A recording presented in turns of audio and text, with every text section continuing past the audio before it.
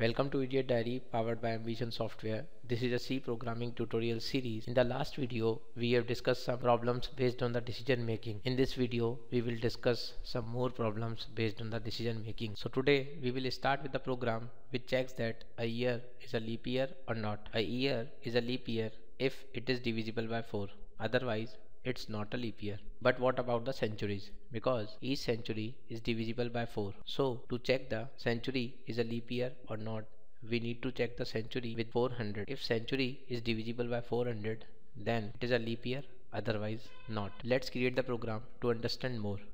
In this program, we first create a variable y, receive the input from the user by sending a message enter any year, and then store the year on the address of y by using the scanf statement. Now we need to first check that y is a century or not. So we test that y is divisible by 4 or not by creating an expression y mod by 100 equal to 0. If this is true, that means year is a century.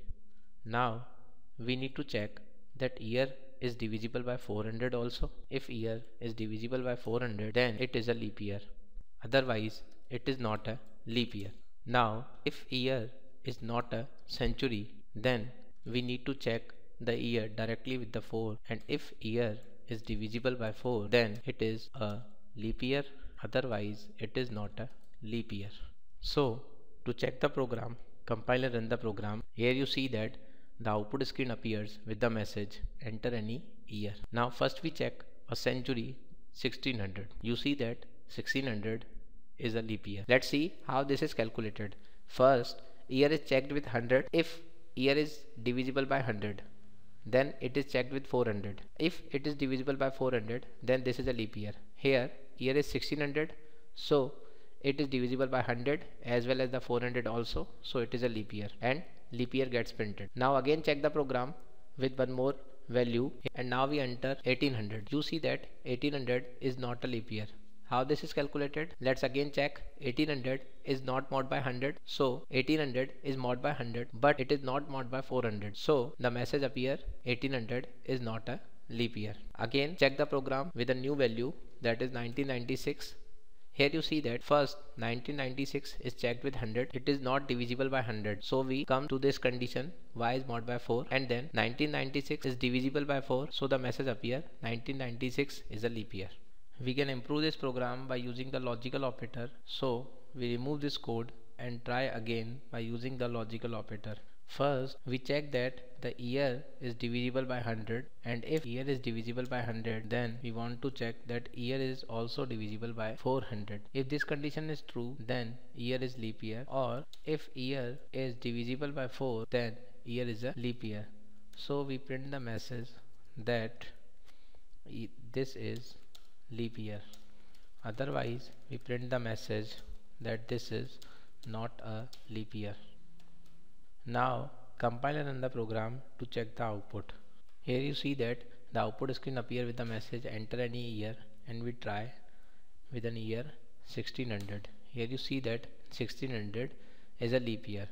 How this output comes? First, year is checked that year is divisible by 100, and if year is divisible by 100, then it is checked that year is also divisible by 400, because 1600 is divisible by 100 as well as the 400. So this condition is true, and now we don't need to move further, and the output comes 1600 is a leap year.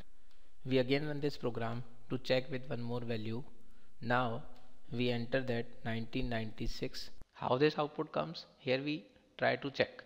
First 1996 is checked with 100, and 1996 is not divisible by 100, so this whole condition becomes false, and now 1996 is checked with the 4, and 1996 is divisible by 4, so this message printed that 1996 is a leap year.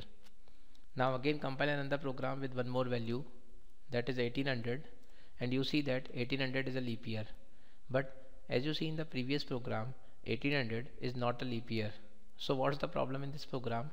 Let's try to find out by tracing this program. First 1800 is checked with 100, and 1800 is divisible by 100, so it is a century. 1800 is now checked with 400, and 1800 is not divisible by 400.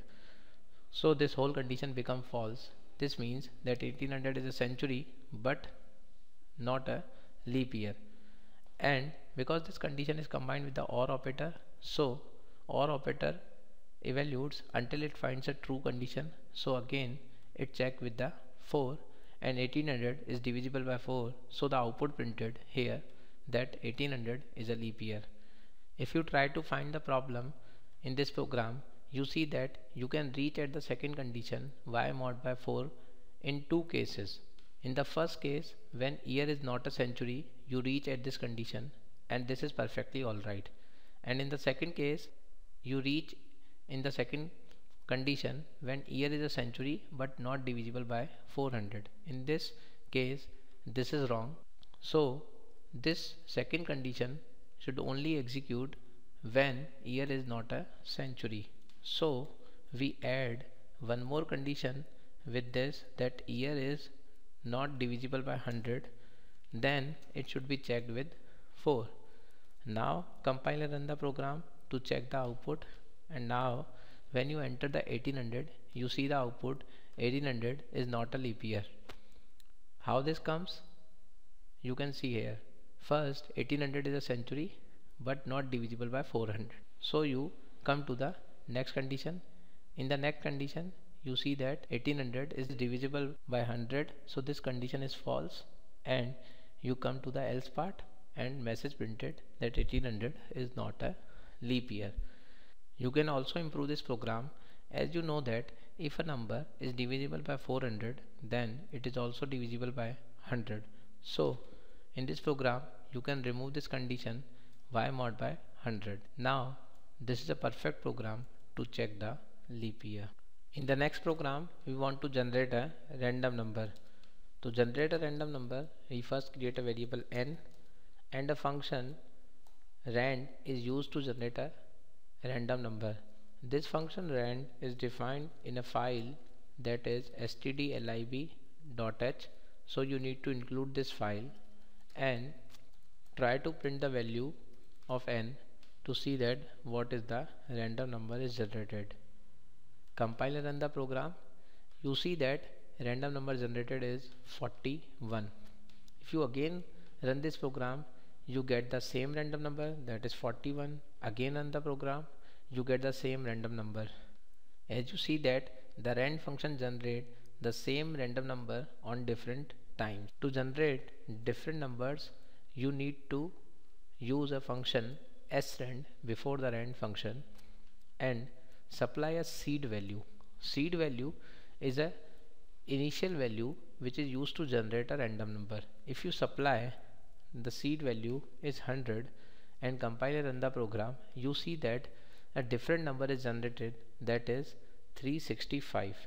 If you again run this program, you see the same random number. So this happens because you supply the constant seed value. So you need to supply a seed value that change over the time. So a value that is changed automatically is the time. To get the time in C, we use the function time and supply the value null. Now compile and run the program, you see that a random number is generated 5719. Again compile and run the program, you see that again a new number is generated. Again compile and run, you see that again a random number is generated. If you round off this random number to the 100, then you need to perform random number mod by 100. This function returns only the random numbers between 0 to 100. So check the output by run the program, you see that the output is 20. Again run the program, the output is 40. Again run the program, the output is 50.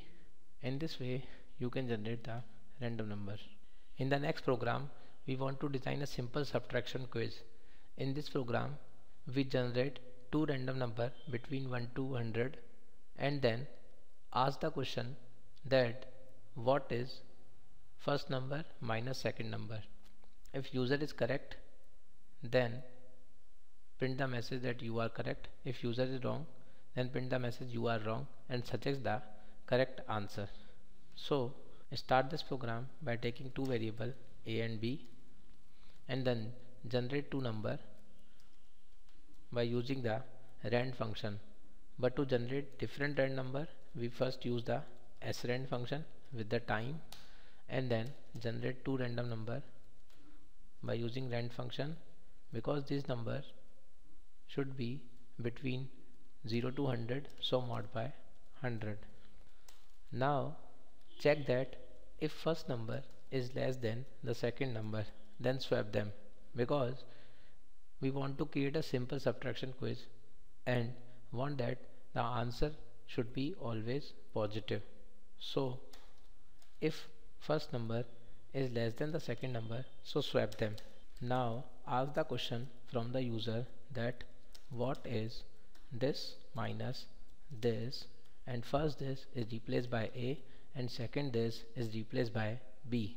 Now scan the result in a variable answer from the user, and you need to create a variable answer as well as t also, and then check the user enter the correct answer or not. To check this, we check the condition answer is equal to a minus b. If this condition is true, then print the message you are correct. Otherwise print the message you are wrong and suggest the correct answer. This minus this should be this. Here first this is replaced by a, second this is replaced by b, and third this is replaced by a minus b. Compile and run the program to check the output. Here you see that the output screen appear with a simple question 58 minus 11. So the output should be 47 and you enter the output 47 and you see that the message is you are correct. Again run this program and this time you enter the wrong output, that is 6, and you see that you are wrong and the correct output is 11. Thank you for watching this video. If you like this video, subscribe and share. If you have any queries, then comment on us.